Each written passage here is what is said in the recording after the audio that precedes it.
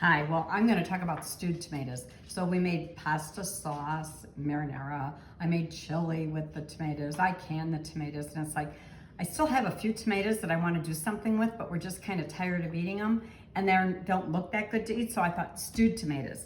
I can't give you an exact recipe because it depends on how many tomatoes you have. You can use a can of tomatoes, but what I did simply was I took my leftover tomatoes, skinned them, cooked them up a little bit, and then I put two ribs of celery, about a half cup of onion, about a quarter cup of green pepper chopped up, 2 teaspoons of dried basil, just a tiny amount of sugar because it just seemed a little bitter, like a teaspoon, and I cooked it for 10 minutes.